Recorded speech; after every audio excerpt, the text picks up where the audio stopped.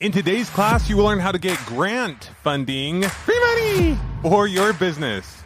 Hey, what is going on, all my fellow and future millionaires? Welcome to another episode of the Millionaire University Podcast, the only university where you will graduate rich, not broke. In today's episode, we have a masterclass taught by Danielle Desir Corbett on how to get grant funding for your business. Something that's really hit me recently as I've been working and talking to a lot of you through email and some of you even on the podcast is just having a little bit of startup money, a little bit of startup capital could really take you a long way. Now, don't get me wrong. You can absolutely start a business with little to no money. And there are lots of different ways that you can get that money up front or sell something up front or figure out an investor, a little small investor or a partner or something like that. But I felt like understanding just a little bit more about grant funding and how you can go about possibly getting a grant could be one extra tool to put in your tool belt that could possibly help you get that traction you need to grow your business and take you where you want to get. Now, I want to point something out, and this might be obvious, but just in case, I want to make sure that it's super apparent. Whenever you're listening to a podcast or watching a YouTube video, reading a blog, or learning something from someone, it could be a book. Anytime you're learning, anytime you're consuming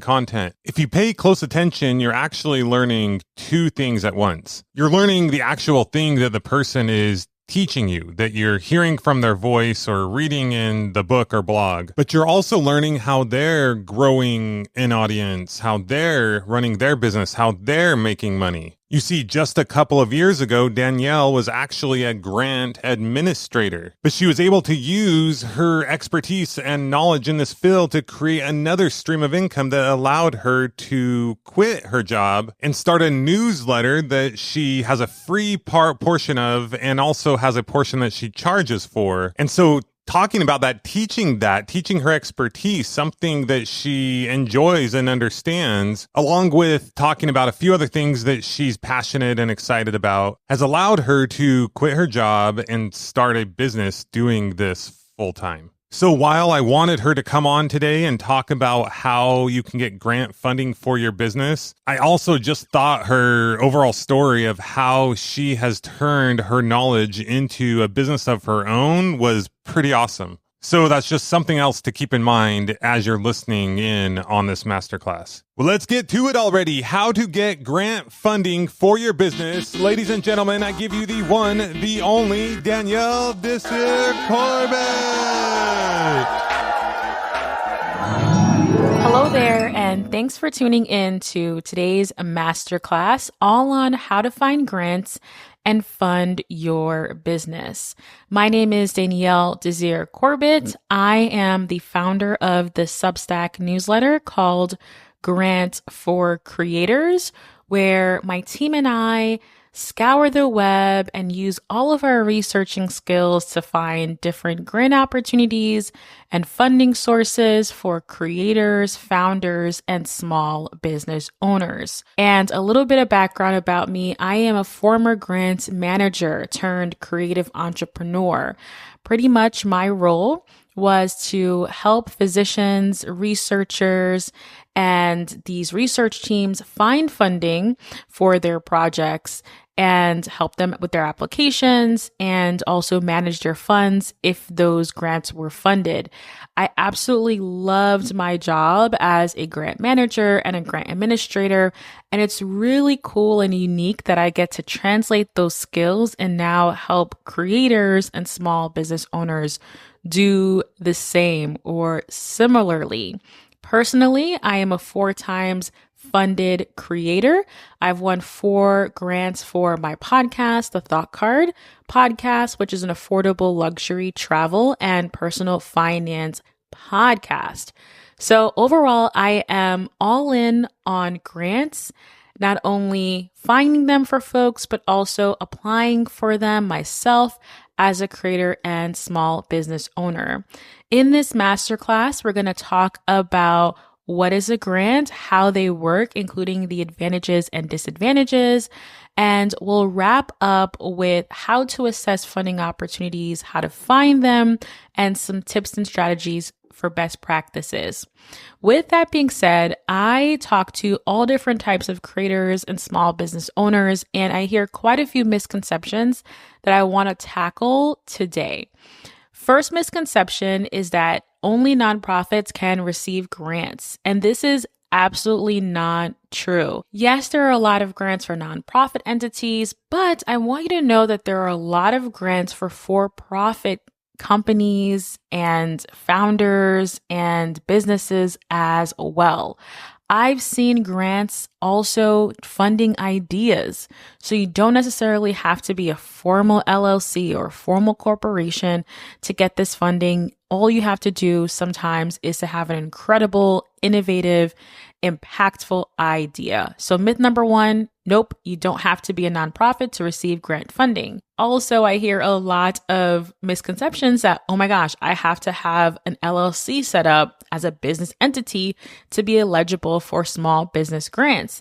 And while there are some grants that are going to ask you to have a formal setup, there are a lot of funding opportunities that support side hustles and simply just having an incredible idea, like I mentioned. So it really just depends on the funding opportunity, but don't be limited by, okay, I don't have a LLC set up or I don't have something official.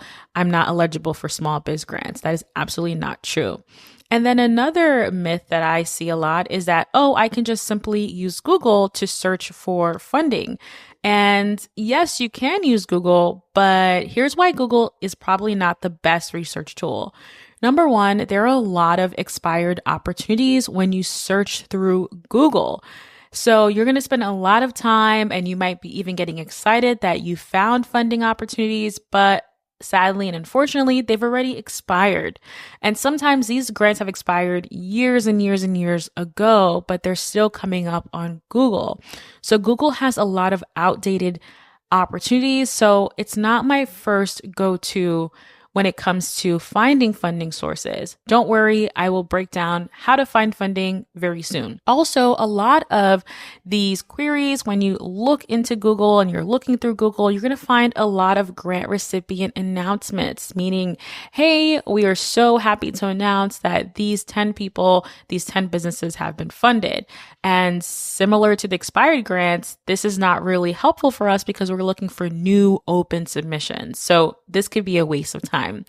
Also, be aware that some funding opportunities have location-specific requirements, meaning that you have to be located in the specific county, in the state, or even in the country. And as you're just looking for grants over and over and over again, you're going to see the same opportunities, which can be very frustrating. So yes, you can use Google to search for grants, but it's not my go-to because there's just a lot of wasted time. With that being said, let's talk about what a grant is. So a grant is a one-time cash injection that can help support the growth of your project, your program, or your business. Unlike a loan, you do not have to pay grants back and there's no credit requirement or no credit checks. What I love about grant funding is that there's also no equity requirement, meaning that you do not have to give up an ownership of your company or a percentage of your company in order to receive this funding. A lot of people say that grants is quote unquote free money, and yes, but also no, because there are strings attached, meaning that there may be spending restrictions, meaning that you cannot spend the grant funds on everything you want, but only on maybe a particular set of spending categories. There may also be reporting requirements where perhaps on a quarterly basis or at the end of the funding period, you are expected and required to submit a report to break down how you spent the funds. There may even be requirements like submitting your receipts for reimbursement. So there's just a lot of strings attached to grants, and it's really important for you to look at each grant individually to see not only what are the eligibility requirements, but also what is expected of you as the acceptee or the awardee of this opportunity. Some other cons when it comes to grants is these strict eligibility requirements. A lot of times these grant funders are looking for a particular type of business or a particular type of individual, and they will list out exactly who they're looking for. So make sure you're reviewing these eligibility requirements to make sure that you qualify, because that's an easy way to get your application thrown out and a waste of time if you're applying for opportunities that you don't actually fit for. Also, grants are quite competitive. There are lots of businesses and lots of individuals competing for the same pot of money. There's recent studies that have come out that said something to the extent of that 1 in 10 grants that you apply to will get funded. So that's a 10% chance of funding. So the odds of winning is quite low, but it doesn't necessarily mean that you shouldn't apply. All right. Lastly, there is no certain renewal. As I mentioned, this is a one-time cash injection. So this is not necessarily a sustainable business model where you can say, I'm going to depend on this grant year after year after year. A lot of times it's for 1 year, or it's a one-time cash injection that you have in your business, which can help you grow, but you have to continue looking for other funding sources as well. So that's really the pros and cons. And despite all of these cons and some of these strings attached, I still find it as a great opportunity to put myself out there to see if I'm able to win grant funding. And as I mentioned, as a result of applying to grants, I've been able to win 4 to support my creative business as a podcaster. Now, there are 2 different types of grants. There are the government grants, which typically come from the federal government, from state bodies, the city, the county, or the mayor office. And then there are also private grants, which come from foundations, associations, corporations. A lot of our favorite companies out there have grant opportunities like Tito's Vodka or Capital One Bank or even Amos Cookies. Like there's just so many opportunities coming from these large corporations. Dove, M&M's had a grant recently as well. So just be on the lookout for these corporations who have pots of money and they do these special types of grants, maybe once a year or even several times a year. Also be on the lookout for individuals like me and you who are generously giving out funds to support initiatives and projects that they really want to put money behind and really want to amplify. So I would say my specialty and the types of grants that I am really excited about are in this private sector. I found that grants that are given from private entities typically are a lot shorter, meaning that there are less application questions and the turnaround time is a lot faster to know if you are a winner. And overall, I just found it a lot easier to go after. Again, that's the private grants, and that's what I focus in on for grants for creators and the kind of grants that I go for. In addition to the actual cash that you receive from these different grants, I also want you to be aware of things like mentorship, workshops, or pro bono services that may be attached to these grants. You also have networking opportunities. There may be ability for you to go and work at an office space. There may be travel or lodging and airfare to go to different types of conferences. So yes, grants are amazing for this cash to help you to fund your business, but there are also amazing additional bonus perks, like all the things I mentioned before, that can be really advantageous and really beneficial. As an example, last year, I submitted to a ton of applications, and although I didn't win any financial grants, I did win an opportunity where I was granted a free trademark, which cost thousands of dollars. So I was able to work with an attorney and we submitted a trademark and I didn't have to pay anything. So that was like really incredible. In that bundle, I also got to work with a brand strategist for 3 months and also a graphic designer who was helping me to create graphics that really pull all the pieces of my brand together. That bundle would have cost thousands and thousands of dollars on its own if I was DIYing it. But winning this bundle really helped to put me in a better position to market my business and to grow my business.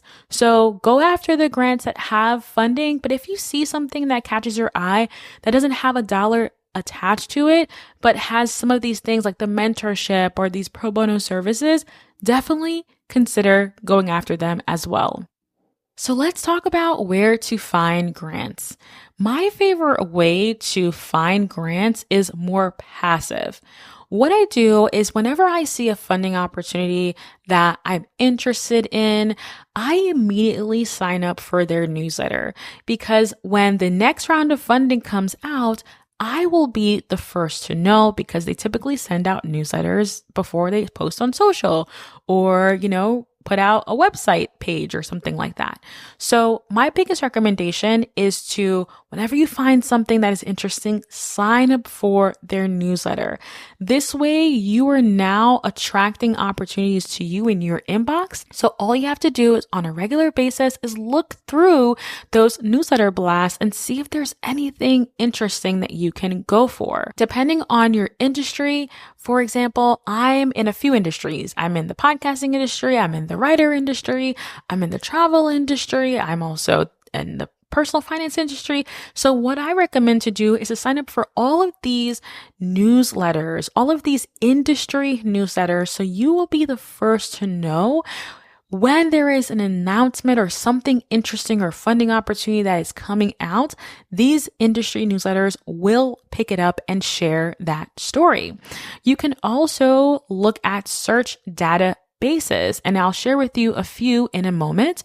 But what I want you to know about databases and why I typically don't go for them is because each database is different. Each requires different inputs. You have to kind of learn the layout and it can be quite time consuming, but I just wanted to mention that so you know that there are databases out there that can help you to group and find different types of opportunities you're looking for.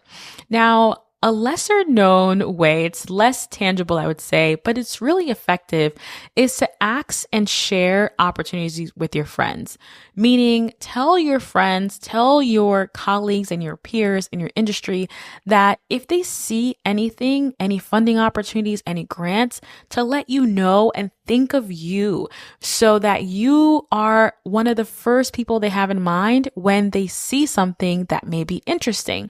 And then vice versa, also being open to sharing what you find with others. A lot of the grants that I'm able to find is from a friend of a friend of a friend or a follower or a listener of my podcast who was like, "Hey, Danielle, I saw this opportunity and I immediately thought about you." So I would just say to think of being abundant, share what you find, and also ask your colleagues and friends to also share what they find with you as well. Now let's talk about some really popular websites just to get you started with who is funding and who has great resources so you can be in the know. So some popular websites specifically for women entrepreneurs include Hello Alice, I Fund Women, Enrich Her, and Amber Grants. These are all popular websites that provide funding, that support women primarily. Also, if you're more into the databases, you can look at places like grants.gov, grantwatch.com. Opportunity Desk is really great for international opportunities, Funded, and also Instrumental for nonprofits. Now, as I mentioned, with all of these, if they have a newsletter, make sure you sign up so you again are the first to know when there is something interesting on the horizon. Now, lastly, I want to leave you with some tips for assessing opportunities and also best practices for your submissions. When you're reviewing a potential application that you want to go for, there are a couple of things I really want you to pay attention to. Number one, the purpose of the award. Why is this grantor, this funder, putting aside this money to support this initiative? And as you're reading this purpose of the award, you really want to ask yourself, do you fit into that description? Are you meeting the eligibility requirements?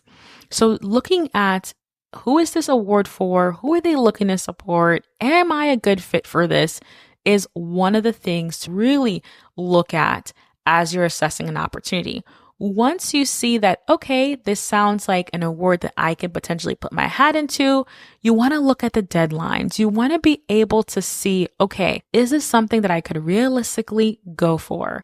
Are these deadlines due in a week, at the end of this week, in a month, 2 months from now? And do I have the time and the capacity and space to apply?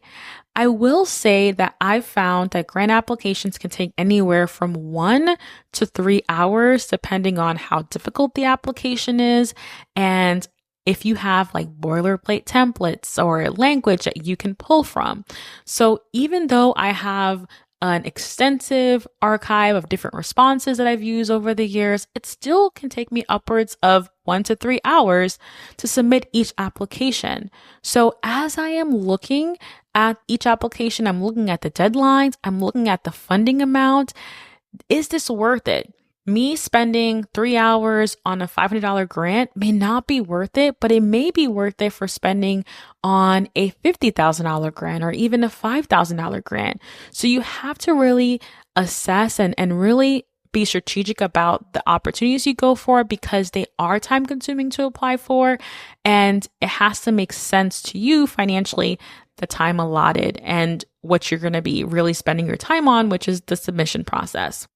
Also, let's talk about these application best practices. I kind of alluded to it, but I definitely recommend having a Google Doc or a Word doc that you craft all of your responses in.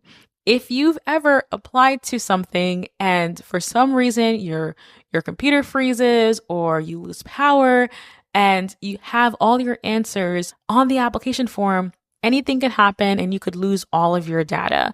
So instead, I always recommend for you to craft your responses in a Google Doc or a Word doc, which saves automatically, and then copy and paste those responses when you're done into the actual application form. Really have all these responses in a master file. And in addition to having the responses, I also recommend putting the date that you worked on this and also the application as well, because there's been times where I've won a grant and I'm like, okay, this is a winning submission, but I can't find exactly what I wrote because it's in this master document that's not labeled really clearly and really well. So overall, I recommend using Google Docs or Word document as your master file. And for each question, you want to put the date of that response that you worked on, and then also the actual grant. So you remember, okay, if I won this grant in the future, I can use this again.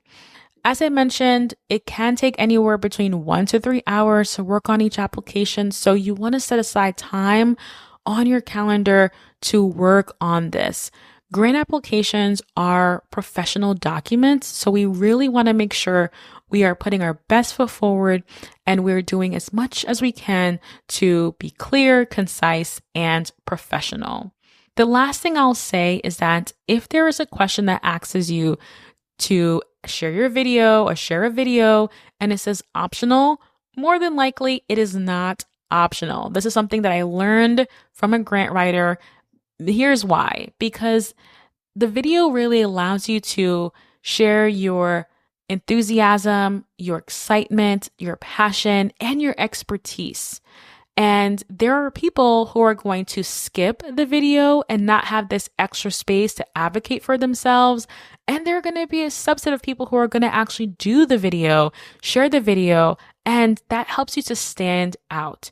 So whenever you see in an application it says video optional, Remember, it's not optional. Go the extra mile, do the video, and again, advocate for your business. We covered so many different topics today in this masterclass, but I want to leave you with some important things to keep in mind. Number one, that there are money-making opportunities all around you. One of the biggest hiccups that I see that creators and also business owners struggle with is not applying for funding opportunities because they don't see the word for example, like podcast on there or author on there. Really start to broaden your horizon and look at funding opportunities holistically and opt in if it makes sense. So instead of looking for, okay, I'm a podcaster, I'm only looking for podcasting grants, you want to say to yourself, okay, I'm actually a business owner as well. In addition to being a podcaster, in addition to being a writer or a blogger, and I am worthy of funding just like everyone else and any other brick and mortar. So with that really abundant mindset, you're going to realize and notice that there's so many more opportunities available to you than what you had originally thought of. As I started winning grants myself, I just started keeping an open mind and applying for more things than that I originally thought I could have. And I actually won. So this is some encouraging words for you to really, again, look beyond your craft and to start to think of yourself as a legitimate business who is worthy of grant funding. And again, you never know. You never know what lies beyond that door. Apply. Now, that is all that I have for you today. I hope you found this masterclass helpful, informative, and is inspiring you to think outside of the box to fund your ideas, fund your business, and take whatever you're working on to the next level. I encourage you to connect with me over at grants4creators.com. Again, that's grants4creators.com, my monthly newsletter where I share grants and other types of funding opportunities for US-based creators and small business owners. We do all of the research for you so you can save time finding relevant funding opportunities and spend more time on crafting great responses to your applications and doing what you love. You'll be amongst 3,000, almost 800 subscribers, so you'll be in great company, and I can't wait to see you inside the newsletter and for you to see what we're finding every single month. Again, my name is Danielle Desir Corbett. I invite you to connect with me on Instagram. I'm over at the Danielle Desir, and also I'm on Twitter as well at the Thought Card. I talk a lot about grants. I talk a lot about traveling with the baby. So I'd love to connect with you and let me know via either DMs or just, ping me and let me know what you got out of this session. Thank you again to Justin and the entire team for having me on this episode. Doggy. Let's give it up for Danielle. Danielle, that was amazing. Thank you so much for sharing your knowledge and expertise. Be sure to follow Danielle to learn more about how you can get grant funding for your business and all the other cool things she has going on. And once again, as I mentioned at the beginning, there's so much more to this episode than just talking about getting grant funding for your business. Follow Danielle's example and think of something that you are good at, familiar with, that you can leverage and use for an opportunity to help start and or grow your business. If you like today's episode, please share it with a friend. If you have yet to get our free video course, go to millionaireuniversity.com/training. And as always, a rating and or review wherever you are listening now would be amazing. Coming up, you will learn why I just bought a horse and how understanding ROI can help you see opportunities that you probably would have missed otherwise. You will also hear a live call I did with a guy named James who is currently making $18 an hour, has a baby on the way in 6 months, and has to turn his life around before that time. You'll hear us talk about different ways that he can 5x his income and dramatically change his life. Also, why I'm currently having my kids, my brother-in-law, and everybody else I know listen to the 12-week year. In fact, we'll be bringing them on to talk about that book and lessons that they've learned and things that you can apply into your life and your business to help reach your goals and get the results you want out of life. Not only that, but we've got an e-com masterclass coming up, and also our podcast has been growing at an insane rate. We'll be talking about the how, the why, and why we are starting to monetize much sooner than thought and get sponsorships much sooner than thought. In fact, right after this, that's one of the main things that I'm going to start looking into today, along with Tara. And in fact, you might even start hearing ads on this and all previous and upcoming episodes before this one even gets released. I've never been so excited about ads. Isn't this awesome? Yeah, buddy! Woohoo! Okay, well, that is all for today's episode. Get out there, take action where it counts. There is so much opportunity, so much money to be made, so many cool things to happen in this life. It's all yours for the taking. The only question is, what are you going to do with it? Because no one can or will do it for you. It's up to you. So get after it. Until next time, this is Justin Williams, your Chief Money Making Officer, signing off. Class dismissed.